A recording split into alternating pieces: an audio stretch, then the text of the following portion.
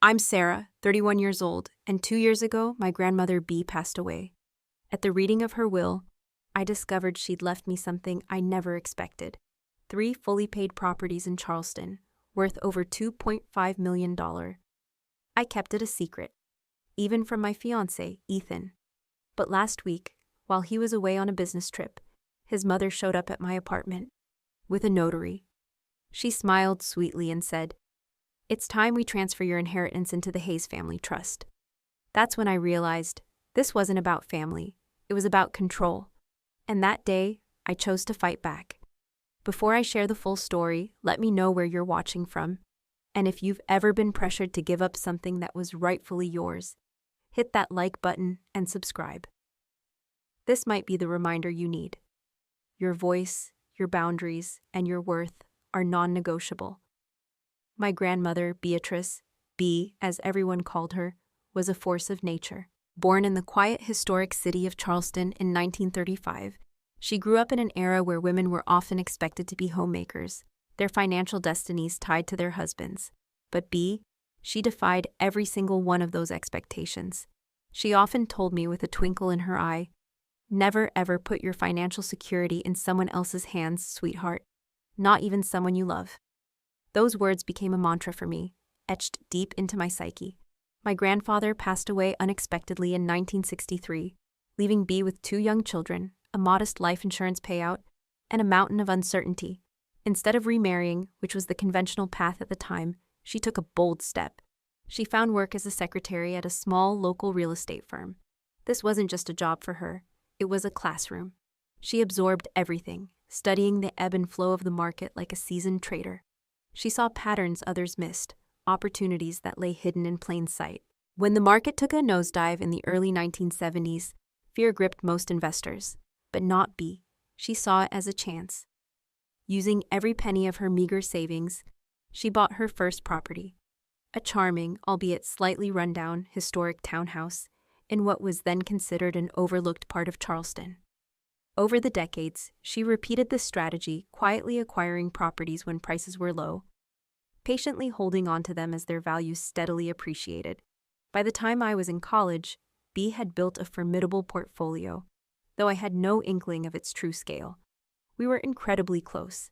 Every Sunday, I'd make the short drive to her beautiful, sun-drenched downtown apartment, the smallest of her properties, for coffee and her famously light, airy scones. We'd talk for hours about everything and nothing. She'd share life lessons, offer gentle advice, and always emphasize the importance of independence. But when it came to her financial matters, she was fiercely private, even with me, her beloved granddaughter. It wasn't a secret she kept out of distrust, but out of a deep-seated belief that financial independence was a personal fortress, not something to be flaunted or discussed lightly. 2 years ago, everything changed when B was diagnosed with an aggressive form of cancer. The news hit me like a physical blow. Those 6 months, as I moved into her spare bedroom to help with her care, brought us even closer. We spent quiet evenings watching the sunset from her balcony, listening to the distant sounds of the harbor. During those precious moments, she began to share more, not just life wisdom, but glimpses into the meticulous planning she'd done. "Sarah," she whispered one evening, her voice frail but clear, "I've built something I'm so proud of, and soon it will be yours. Promise me you'll be smart about it." I assumed she was talking about cherished family heirlooms, maybe a small savings account. B passed away peacefully in her sleep a few weeks later. The grief was all-consuming. For weeks, I barely functioned, lost in a haze of sadness and an aching sense of loss. It wasn't until the reading of her will, held in the hushed, wood-paneled office of her longtime attorney, David Chen, that the true weight of her words and her legacy dawned on me. To my granddaughter, Sarah Miller, David read, his voice calm, "I leave my entire real estate portfolio, consisting of 3 properties." He slid a thick folder across the polished mahogany table toward me. My hands trembled as I opened it. Inside were the deeds to 3 fully paid properties, each a testament to B's shrewdness. A luxurious 2-bedroom historic townhouse in downtown Charleston, valued at nearly $950,000. A breathtaking waterfront condo in an exclusive coastal area, appraised at $1 $2 million, and the charming one-bedroom apartment where she had lived, now worth around $500,000, in a rapidly gentrifying neighborhood. The townhouse and the waterfront condo were already rented to long-term tenants with impeccable payment histories, generating a combined income of over $7,000 monthly.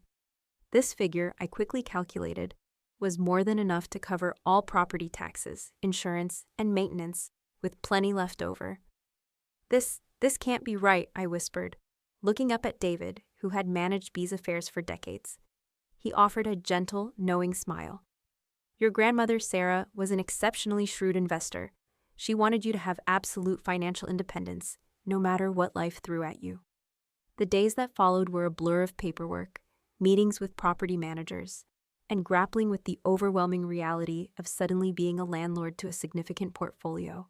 I decided to keep the smallest apartment, Bee's former home, as my personal sanctuary, a place to feel close to her as I navigated this new landscape. And then came the big decision. Who to tell? Past relationships had taught me harsh, unforgettable lessons about how money can twist dynamics.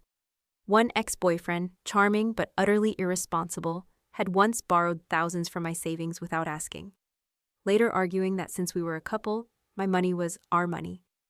Another, subtly but relentlessly, pushed me to cover more and more expenses once he realized my salary was higher than his. These experiences scarred me, leaving me cautious, even guarded, about my financial reality. So when I met Ethan Hayes 6 months after Bee's passing, I was still processing both my grief and this staggering new financial reality. He knew I had inherited my grandmother's apartment, the one I now lived in. I was open about that. But I never, ever mentioned the full extent of what she left me. It wasn't a deliberate deception, not in a malicious way. It was simply a detail I wasn't ready to share, not until I felt absolutely secure in our relationship. Ethan was captivating, charming, ambitious, incredibly kind. As a marketing executive for his family's established business, Hayes & Associates, he came from a background of solid comfort, if not extravagant wealth. We clicked immediately, bonding over our shared love for obscure historical documentaries and outrageously spicy food. Unlike previous relationships that had meandered along, things with Ethan moved with dizzying speed and intensity. 3 months into dating, I was already wondering if he might be the one. 6 months in, we were discussing marriage, and the idea felt as natural as breathing. Through it all, I meticulously maintained my financial independence. I paid my exact share of our shared expenses, while quietly managing my properties on the side. The rental income flowed into a separate account, untouched except for property-related expenses and new investments. Sometimes, as our relationship deepened, I'd lie awake staring at the ceiling, wondering if I should tell him everything. Was keeping this secret a fundamental breach of trust? Or was it simply prudent protection until I knew for sure we were built to last? Bee's voice, clear as a bell, seemed to whisper in those moments of doubt. Financial independence is not something you compromise, Sarah, not for anyone. Ethan proposed on New Year's Eve, just 9 months after we'd met. The ring was stunning, a family heirloom diamond, reset in a sleek, modern platinum band. Standing there as snowflakes drifted around us in the park where we'd had our first date, I said yes without a moment's hesitation. I can't wait to build our future together, he said, sliding the ring onto my finger. We're going to have an amazing life. That night, as we celebrated with champagne in my apartment, Bee's apartment, the words were on the tip of my tongue. I almost told him about the other properties, the full inheritance. But something held me back. A whisper of caution, an inexplicable gut feeling that I couldn't quite articulate. And thank goodness I listened. I soon learned about Ethan's family. He described his father, Arthur, as a brilliant businessman who had built Hayes & Associates into a thriving marketing firm with over 30 employees. His mother, Victoria, came from old family money. She had never worked a day in her life, dedicating herself instead to charity boards, social clubs, and maintaining the family's impeccably polished image. I met them formally as Ethan's fiancée at an elegant dinner at their sprawling suburban mansion outside Charleston. The house was an imposing testament to their status. 5 bedrooms, a sparkling swimming pool, and a 3-car garage housing an impressive fleet of luxury vehicles. Victoria greeted me with air kisses and a critical eye that seemed to instantly assess everything from my silk blouse to my posture. "So, Sarah," she said, her voice smooth, but with an undertone I couldn't quite place. "Ethan tells us you work in publishing. That must be interesting." The way she lingered on interesting made it abundantly clear she found it anything but. "I love my job," I replied truthfully. As an editor for a mid-sized publishing house, I earned a respectable salary that had allowed me to live comfortably, even before Bee's inheritance. "And your family?" Victoria continued, taking a delicate sip of her wine. "Ethan mentioned your parents live out of state." "Yes, they retired to Arizona last year," I confirmed. Victoria nodded, her gaze lingering on me. "And you live in your grandmother's old apartment, is that right? How quaint to keep it in the family." There was something in her tone, a subtle probing, that made me profoundly grateful I hadn't disclosed more. Throughout the evening, Victoria asked seemingly innocent questions about my finances, my career aspirations, my family background. Each time I gave honest but vague answers, feeling increasingly uncomfortable with her keen interest in my financial situation. The wedding planning quickly devolved into a battleground of wills. Victoria had strong opinions about everything, from the venue to the floral arrangements. When I tentatively suggested a modest, intimate ceremony at a historic Charleston library, she scoffed. "The Hayes family has always married at St. Jude's Cathedral, followed by a reception at the Grand Magnolia Hotel," she informed me, as if reciting scripture. "It's tradition." Both venues were far, far beyond the budget Ethan and I had discussed. But when I gently raised this, Victoria waved away my concerns with a dismissive flick of her hand. "We'll contribute, of course. A Hayes wedding is a reflection of the family, dear." I found myself in an incredibly awkward position. Either reveal my significant financial capabilities and risk unraveling my carefully constructed privacy, or accept their help and the inevitable strings that would come attached. In the end, I agreed to the cathedral, but insisted on a different reception venue that was more in line with our budget, claiming it had special, sentimental significance to us as a couple. It was a small victory, but it felt crucial at the time. Our wedding day was beautiful, but undeniably tense. Victoria's disapproving glances at my choices, from my slightly less traditional lace gown to the lively jazz band we'd selected, were barely concealed. Still, when Ethan took my hands and recited his vows, nothing else mattered. I was marrying the man I loved, and that was all that truly mattered. After the wedding, Ethan and I decided to maintain separate finances while opening a joint account for household expenses.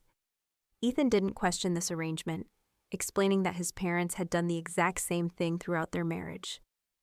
"Mom has her family money, Dad has the business," he explained. "They've always kept things separate, and it works for them."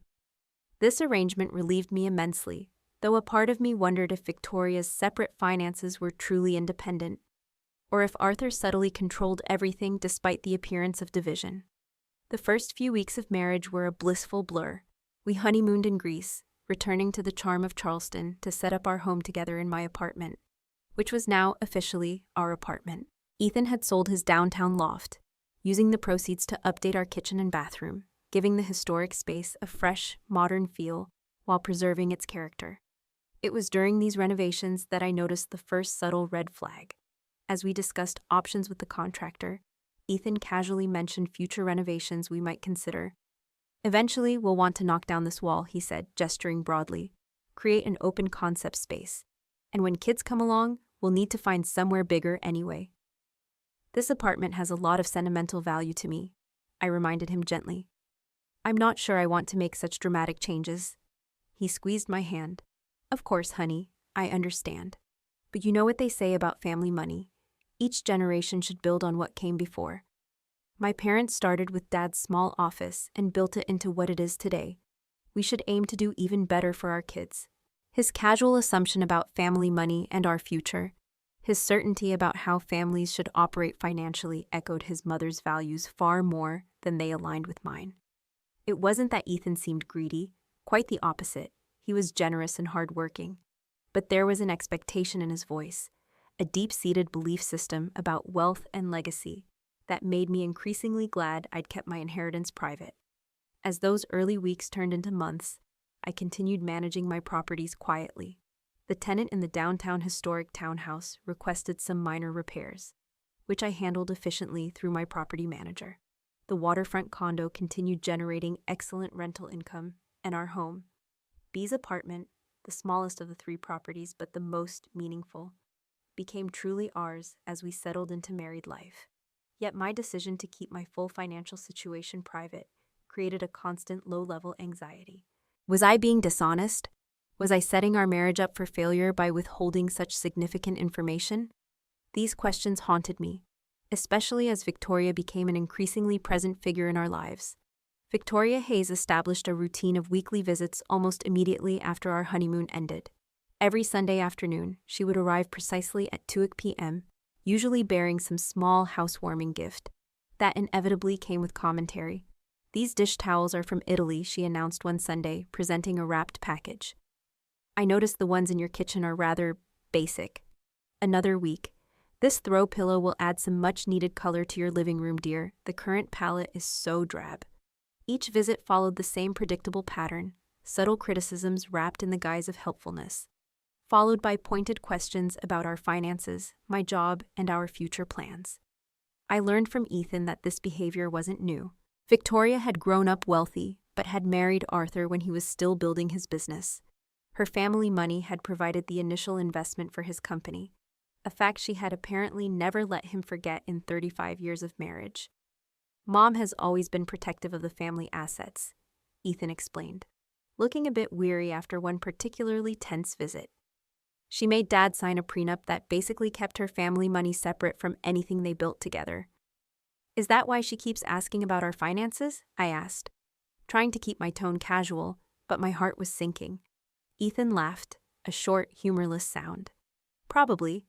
She did the same thing with my sister Chloe when she got married. Mom's just old-fashioned about family money staying in the family line." This revelation made me even more determined to keep my inheritance private. Victoria clearly viewed marriage as a potential financial threat rather than a partnership, and I wasn't eager to have her laser-like attention turned to my assets.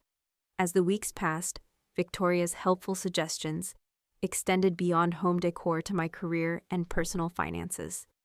"Publishing is such an unstable industry these days," she remarked during one visit, her tone laced with concern. "Have you considered something more secure? Perhaps Ethan could find you a position at the family company?" "I'm happy where I am," I replied firmly. "My job is very stable, and I'm up for a promotion next quarter." Victoria smiled in that way that didn't quite reach her eyes. "Of course, dear, but it's always good to have options, especially when you start thinking about children. The Hayes grandchildren have always had the very best of everything." Her comments about children became increasingly frequent, as did her not-so-subtle inquiries about my family background. "Your grandmother's apartment is in a decent area," she said one afternoon, while Ethan was out picking up lunch. "Did she leave you anything else? Family jewelry, perhaps? Investments?" "Just some personal items and memories," I replied, deliberately vague. Grandma B was pretty practical. Victoria nodded, clearly not believing me. "Family legacies are so important to preserve. The Hayes family has always been extremely careful about keeping assets within the family line." The breaking point, the true start of the unfolding drama, came during a family dinner at Victoria and Arthur's home. Ethan's sister Chloe and her husband Liam were also present, along with Arthur's brother Harold and his wife, Susan. The conversation had turned to real estate investments, with Arthur discussing a commercial property he was considering for the business. "Property values in that area are increasing steadily," I commented, drawing on knowledge I'd gained from managing my own investments. I immediately regretted it. Victoria's eyes narrowed slightly. "You seem quite knowledgeable about real estate for someone so young, Sarah." I shrugged, trying to appear nonchalant. "Oh, I've learned a bit from managing Grandma B's apartment and dealing with a multi-unit building board." "Multi-unit building board?" Victoria repeated, setting down her wine glass with a sharp click. "I thought you lived in an apartment building." My stomach dropped. I realized my slip immediately. "Yes, it's technically a condominium, just habit to call it an apartment." I mentally kicked myself. "Interesting," Victoria murmured. "Ethan never mentioned it was a condominium. Those can be quite valuable, depending on the location." I quickly changed the subject, redirecting the conversation to Chloe's new volunteer work, but the damage was done. The subtle shift in Victoria's demeanor was palpable. Over the next week, I noticed her questions becoming more specific, more targeted. She began mentioning mutual acquaintances who lived in my building, commenting on recent sales in the area, even asking about B's financial advisors. Just in case we ever need recommendations, she'd say with that unsettling smile. Then came the day I overheard her on the phone while she thought I was in the shower. I had forgotten my watch on the kitchen counter and quietly walked back to retrieve it. I froze when I heard Victoria's voice, uncharacteristically intense. "Yes, I need everything you can find on Beatrice Miller's estate," she was saying, her voice low but firm. "Property records, will filings, everything. My sources suggest there might be more than just the one apartment. Yes, it's important. Family security is at stake." My heart pounded. Victoria was actively investigating my inheritance. When I confronted Ethan about it later that evening, he dismissed my concerns with a casual wave of his hand. "Mom's just being mom," he said with a laugh. "She probably wants to make sure your grandmother's affairs were handled properly. She did the same thing with Chloe's husband's family business." "And why would that be any of her business?" I asked, trying to keep the anger from my voice, but it was bubbling up. Ethan looked genuinely surprised at my tone. "She's just protective of the family, Sarah. It doesn't mean anything." But it did mean something, and I knew it. The next day I called David Chen, B's attorney, who now handled my affairs, and scheduled an urgent appointment. "I need to make sure my inheritance is legally protected," I explained once in his office. "Specifically, I want to ensure that these properties remain solely in my name, regardless of my marital status." David nodded, understanding dawning in his eyes. "Your grandmother anticipated something like this. That's why she set up the properties the way she did, in a trust with you as the sole beneficiary. But we can add additional safeguards if you're concerned." Over the next week, David and his team updated all the legal protections around my inheritance. The properties were placed in an ironclad trust that would remain entirely separate from marital assets. I updated my will, established clear documentation of the premarital nature of the inheritance, and created a comprehensive paper trail that would stand up to any challenge. Throughout this process, the tension at home continued to build. Victoria's visits increased in frequency, and Ethan became increasingly defensive of his mother's behavior. Each time I tried to establish boundaries, to push back against her intrusive questions, he would accuse me of overreacting or being paranoid. "She's just trying to get to know you better," he insisted, after Victoria had spent an hour questioning me about my parents' financial situation. I began to wonder if I had made a terrible mistake in marrying into this family. But I still loved Ethan deeply, and I hoped that with time and clear boundaries, we could build a healthy relationship with his parents. Little did I know that Victoria was already several steps ahead of me, planning a move that would force everything into the open. Ethan left for a week-long business trip to Chicago on a Monday morning. We kissed goodbye at the door, and he promised to call every night. "Try to use this time to bond with Mom," he suggested, as he loaded his suitcase into the taxi. "Maybe have her over for lunch or something." I nodded non-committally, secretly relieved to have a break from the Hayes family dynamics. My plan was to catch up on work, maybe do some maintenance on the waterfront property, and enjoy some peaceful evenings alone. That peace lasted exactly 2 days. On Wednesday afternoon, the doorbell rang. When I opened it, Victoria stood there, radiating an unsettling blend of forced pleasantness and steely determination.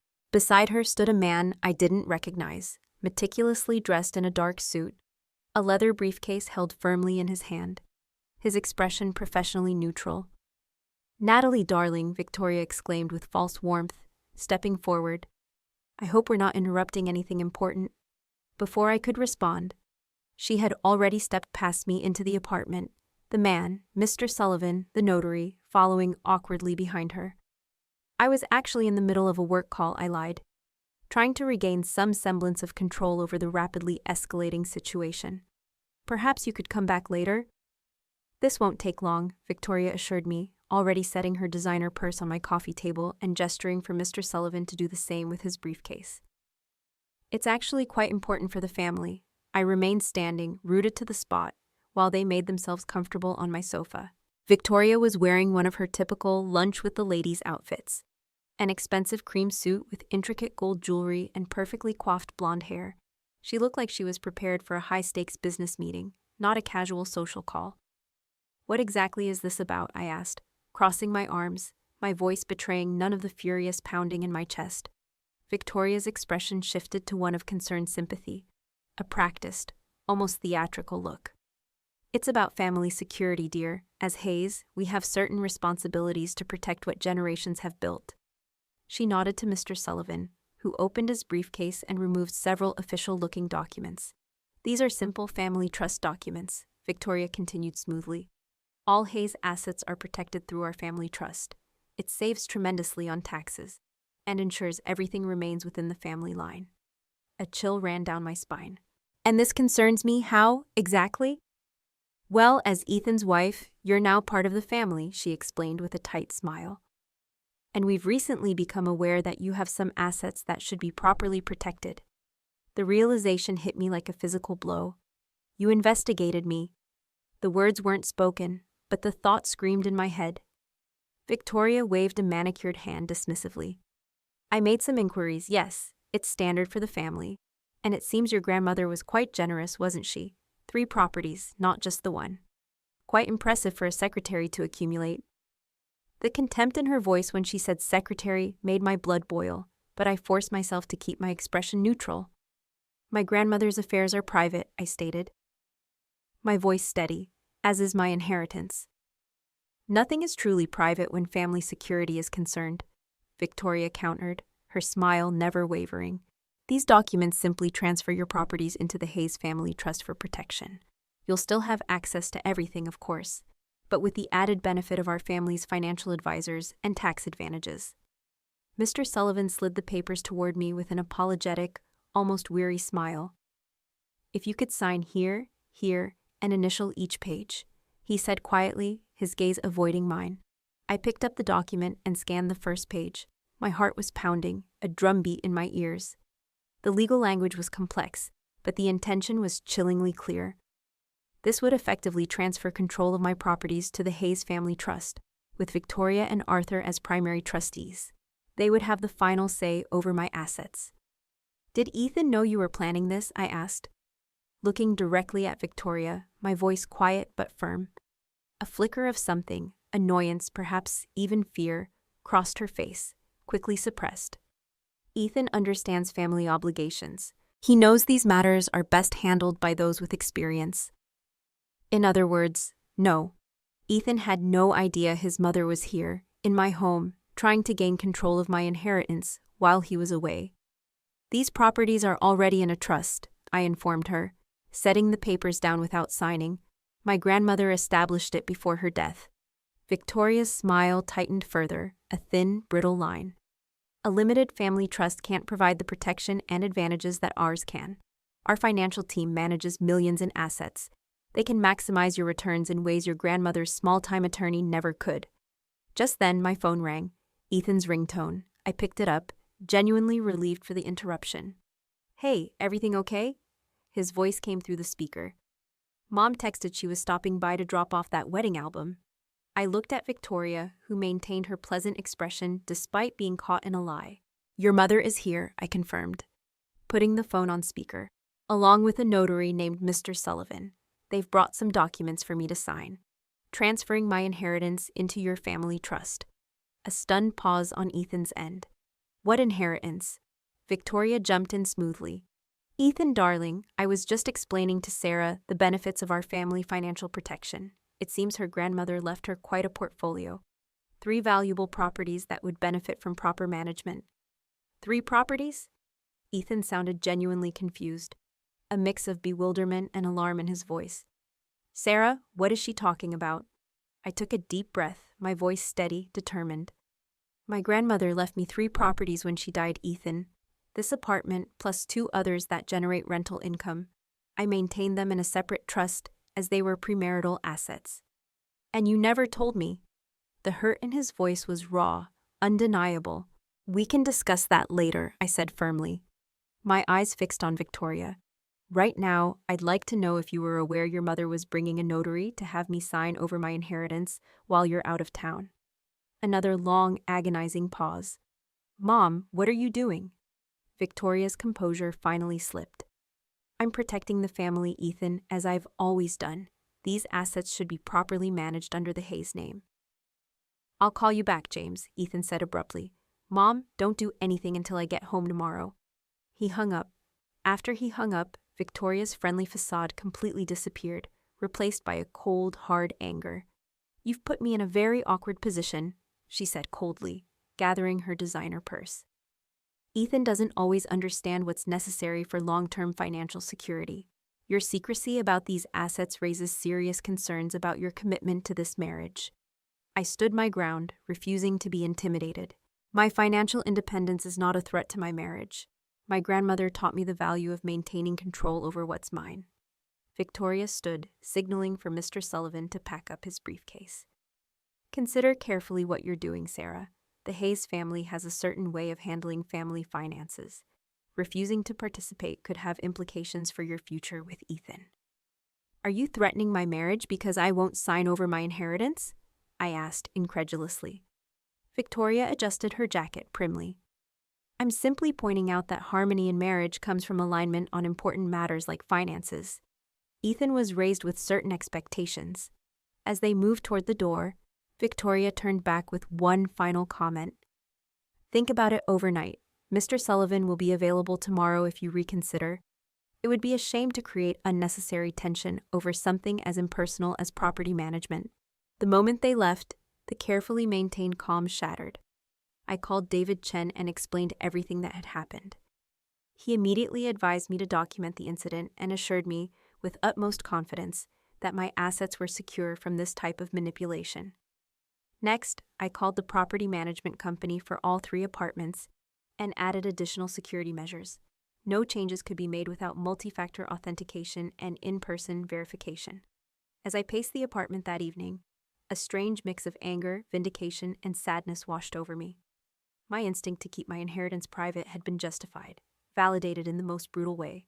But at what cost to my new marriage? Ethan arrived home the next afternoon, much earlier than expected. Instead of completing his full week in Chicago, he'd cut the trip short.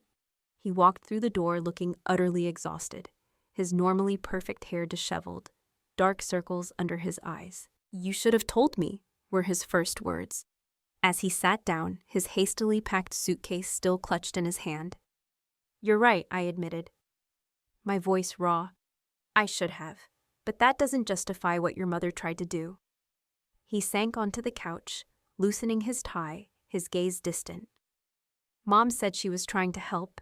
She said incorporating your properties into the family trust would protect them from taxes and potential creditors." "Did she mention the part where she and your father would have control over my assets? Or how she investigated my grandmother's estate behind our backs?" Ethan ran a hand through his hair, frustration etched on his face. "She's always been protective of family finances. When Chloe married Liam, Mom did the same thing, insisted they consolidate their assets into the family trust." "And did they?" He looked away, his jaw tight. "Eventually. Liam resisted at first.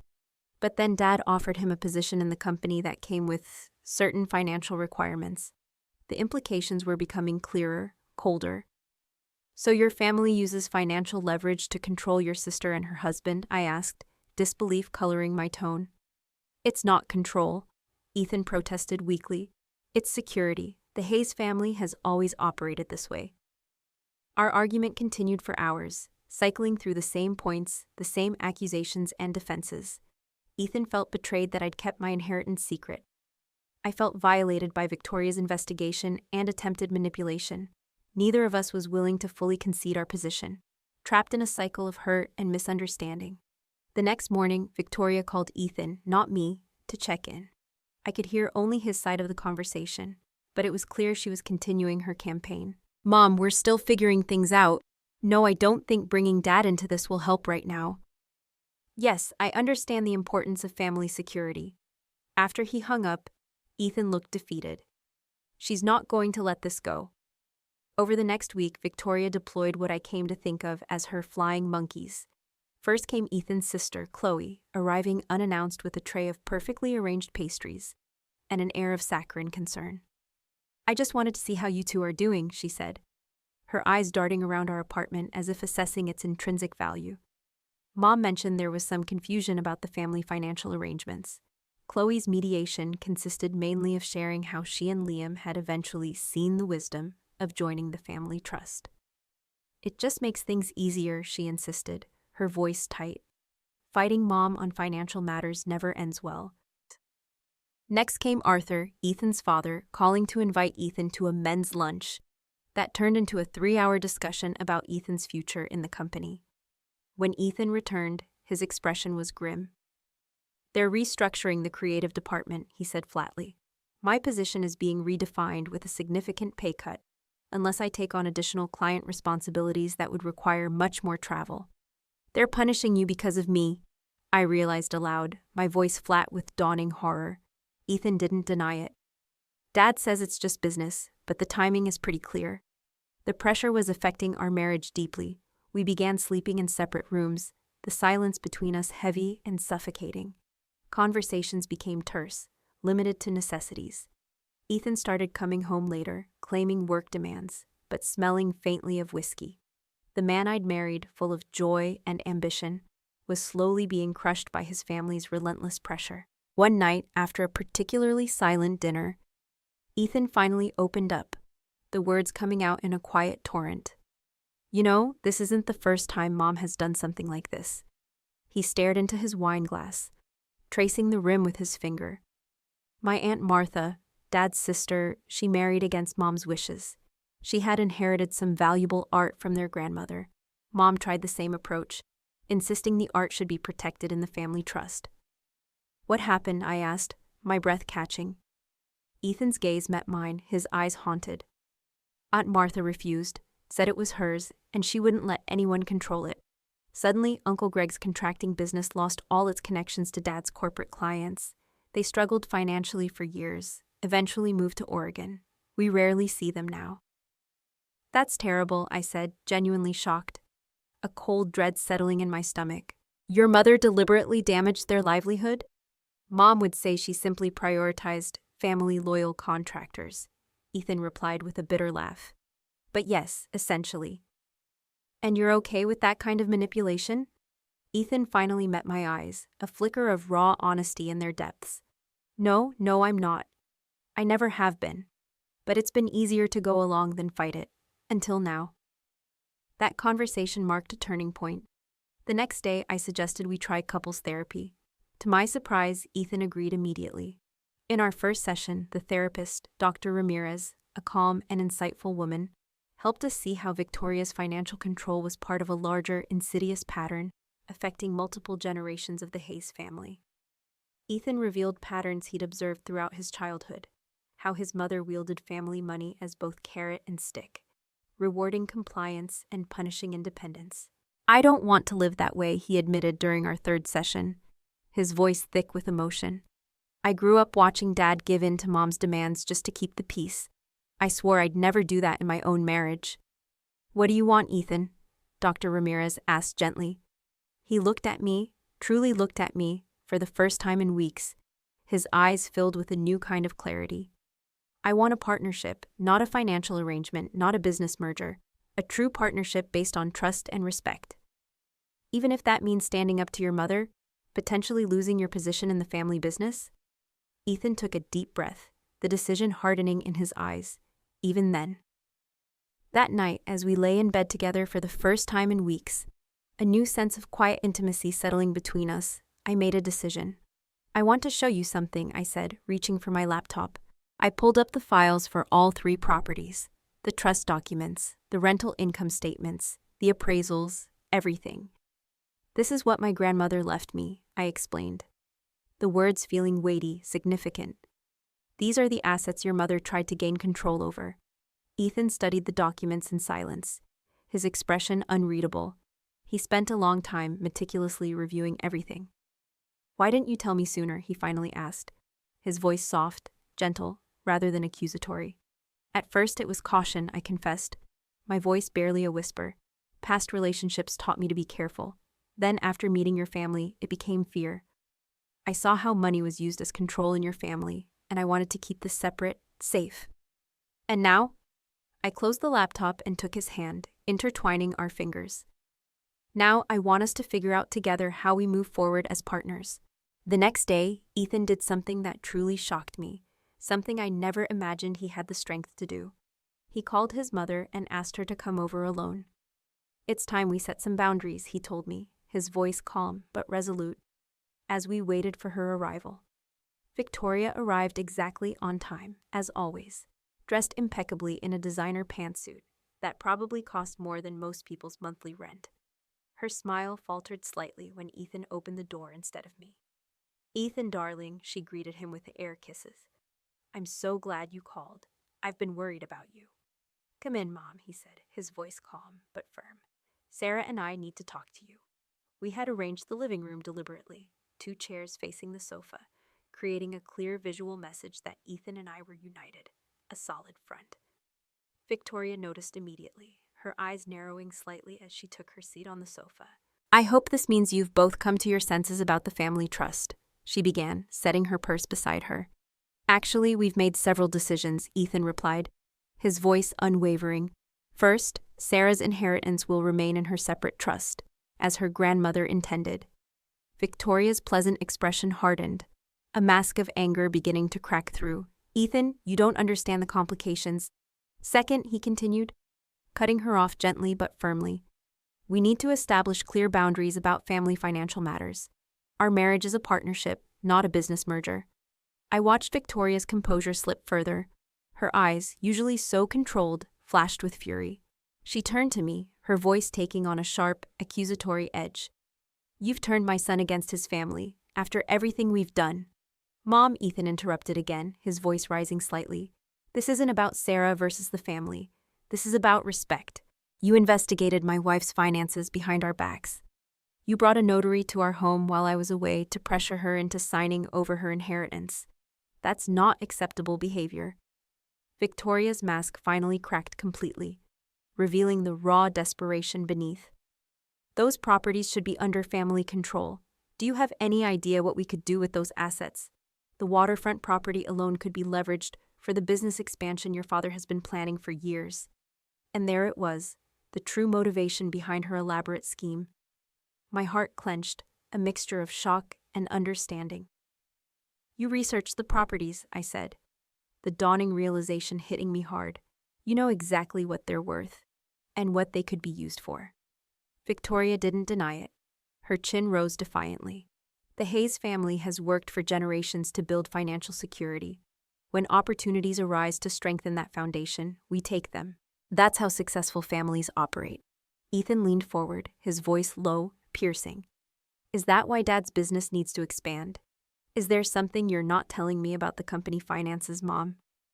Victoria's hesitation, a split second of silence, told us everything. "Your father has made some investment decisions that haven't performed as expected.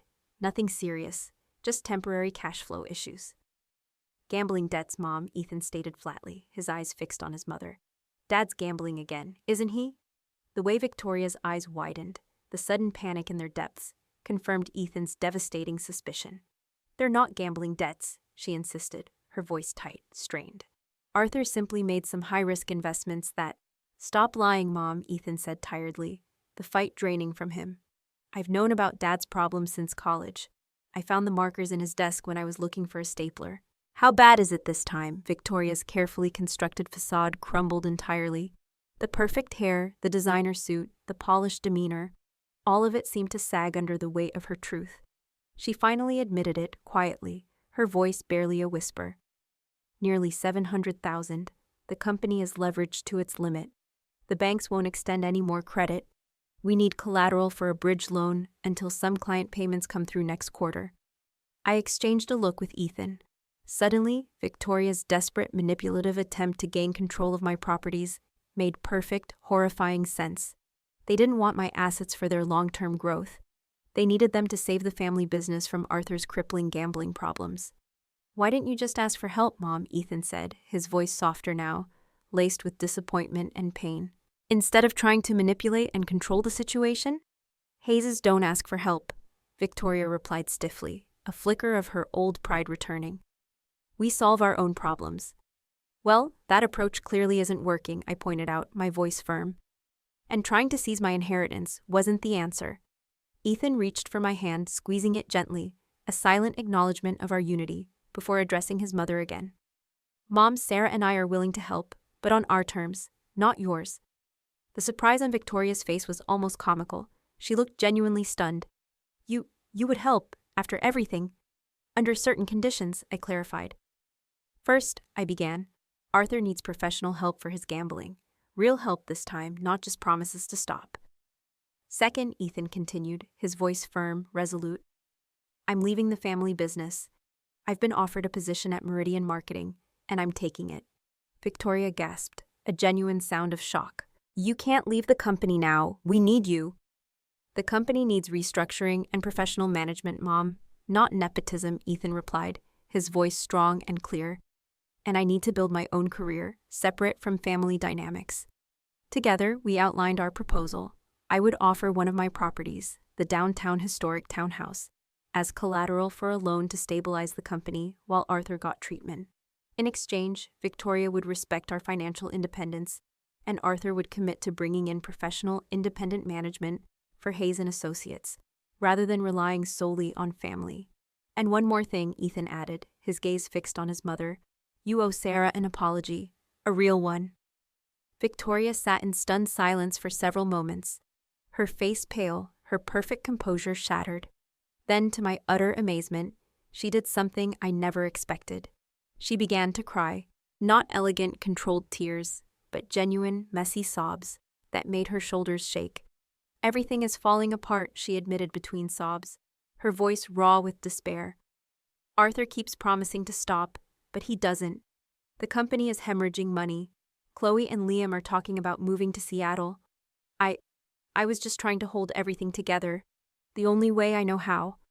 In that moment, looking at her, I saw Victoria not as the manipulative mother-in-law I had come to resent, but as a frightened woman, overwhelmed and using control as a desperate mask for her fear. It didn't excuse her behavior, not by a long shot, but it helped me understand it. We're offering a path forward, I said, reaching across and handing her a tissue. Not a takeover, but a collaboration. Isn't that better than trying to control everything yourself? Over the next weeks, our proposal slowly, painstakingly became a plan. Arthur initially resisted, his pride wounded, but eventually agreed to treatment when faced with the stark alternative, bankruptcy and public scandal. Victoria struggled with relinquishing control, but gradually, grudgingly, accepted the new boundaries we established. Ethan left the family business and thrived in his new position at Meridian Marketing, coming home energized rather than drained. His true potential unleashed. I continued managing my properties while working at the publishing house, eventually earning the promotion I'd been working toward, managing a small team of junior editors. We used the downtown townhouse as collateral for the loan, with clear legal agreements in place protecting my ownership. The rental income continued to flow into my separate account, though Ethan and I were now completely transparent with each other about our respective finances. There were no more secrets, only open books. 3 months after our confrontation, Victoria invited us to dinner. I went with trepidation, but was surprised to find a different atmosphere in the Hayes home. Arthur, fresh from his initial treatment program, seemed more present, less distracted, and Victoria had replaced her usual controlling hostility with an awkward but genuine attempt at warmth. I've been doing some thinking, she said as we finished dessert, her voice surprisingly soft. About my mother and how she raised me to view money as security and control. It wasn't healthy then, and it's not healthy now. She reached into her designer purse and pulled out a small, elegant envelope, sliding it across the table to me. Inside was a formal letter of apology, written in her elegant script, along with the deed to a small beachfront property I'd never heard of. This was my grandmother's cottage, Victoria explained, her voice tinged with a rare vulnerability. She left it to me with instructions to pass it on to the next generation when the time was right. I'd like you and Ethan to have it, not in the family trust, but as your own. It was a peace offering, a tangible acknowledgement of our independence, of the new paradigm we had fought for. Ethan and I accepted it with genuine gratitude. That evening marked the beginning of a new chapter in our relationship with the Hayeses. Not perfect, not without occasional tension, but fundamentally changed for the better. As we drove home that night, Ethan reached for my hand across the console, his fingers intertwining with mine.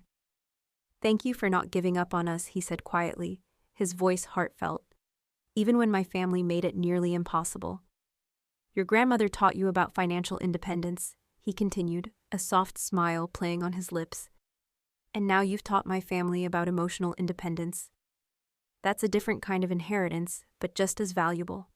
1 year after the confrontation with Victoria, Ethan and I celebrated our second wedding anniversary by spending a quiet weekend at the beautiful beachfront cottage his mother had given us. Sitting on the porch, watching the sunset paint the sky in brilliant oranges and pinks, we reflected on everything that had changed. "I never imagined we'd be here," I admitted, curled up beside him on the weathered porch swing. "Not just at this cottage, but at this place in our relationship with your family." Ethan nodded, his arm around my shoulders. "Sometimes I still can't believe how different things are.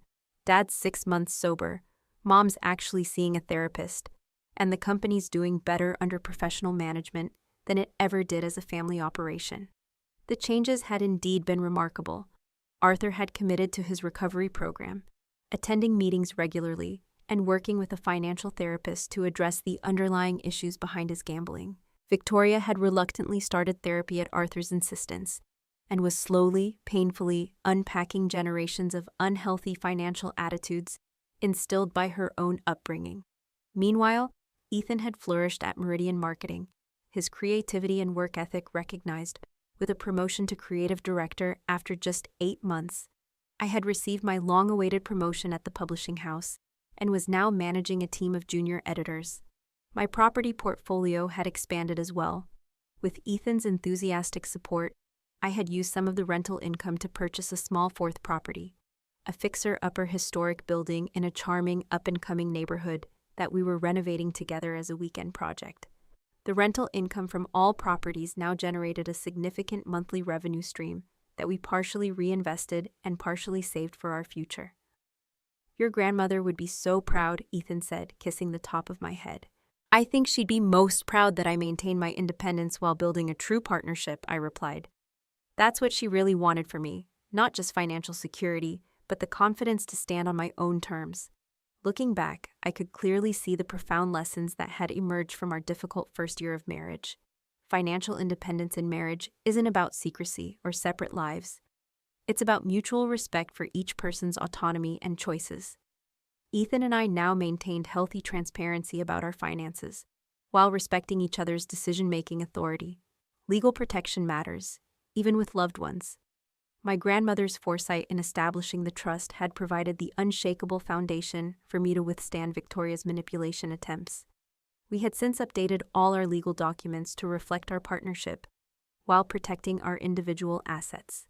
Family dynamics run deep and often span generations. Victoria's controlling behavior hadn't emerged from nowhere. It was the product of her own upbringing and the financial values instilled by her parents. Breaking those ingrained patterns required conscious effort and professional help. True partnership requires vulnerability and trust. My initial secrecy, though understandable given the circumstances, had created unnecessary tension. Now Ethan and I practice radical honesty about both finances and feelings. Setting healthy boundaries is essential for family relationships to thrive. The clear limits we established with Victoria and Arthur had actually improved our relationship with them, creating respect where previously there had been only resentment and manipulation. As the sun dipped below the horizon, painting the sky in brilliant oranges and pinks, Ethan squeezed my hand. "I have news," he said, his voice carrying a hint of excitement. "Meridian is launching a new division focused on nonprofit marketing, and they want me to head it up." "That's amazing," I exclaimed, turning to face him, my heart swelling with pride. "That's exactly the kind of work you've been wanting to do." He nodded, his eyes bright with unbridled enthusiasm. "There's more. We got the Morgan Foundation account. They want a complete rebranding for their educational initiatives. It's a huge project, easily 6 figures. I hugged him tightly, genuinely thrilled for his success. "I'm so proud of you. You've really found your place there." "I have news too," I said after a moment, my heart racing slightly. "I took a test this morning. We're going to have a baby." The sheer, unadulterated joy that spread across Ethan's face was everything I could have hoped for, and more. As we celebrated our expanding family, our conversation naturally shifted to how we wanted to approach finances and independence with our child. I want to create a trust for them, like my grandmother did for me, I explained. Something that gives them security, but also teaches them independence. Ethan agreed enthusiastically. And we'll teach them the value of both financial literacy and emotional boundaries, he added, his gaze softening. Lessons your grandmother taught you, and that we've had to learn the hard way with my family. Over the following months, as my pregnancy progressed, we put these plans into action. We established a trust for our child's future education and needs, while also creating a detailed will that specified how our respective assets would be managed. Victoria's reaction to the pregnancy news had been another testament to her ongoing growth. Rather than attempting to control the situation with unsolicited advice and financial help, she had simply asked what we needed and how she could support us. I want to be a different kind of grandmother than I was a mother, she admitted during a surprisingly candid lunch. I don't want my grandchild to grow up afraid of making financial mistakes, or feeling that love is conditional on compliance.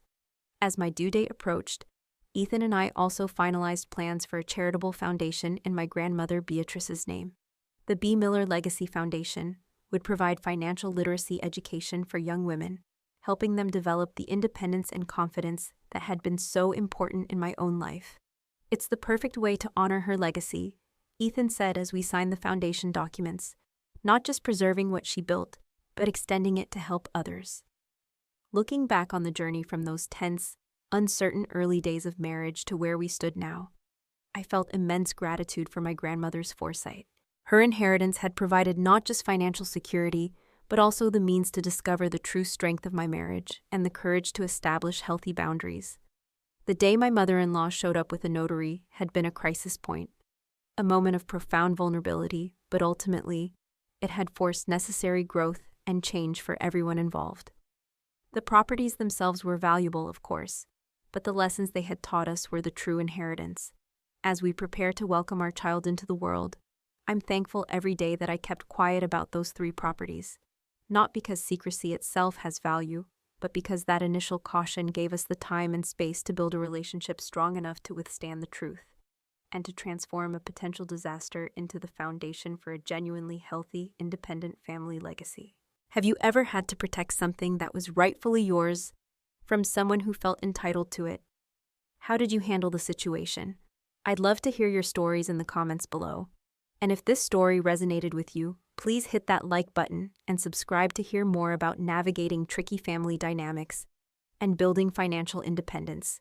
Thank you for listening to my journey, and remember, sometimes the most valuable inheritance isn't the money or property itself, but the wisdom to protect and use it wisely.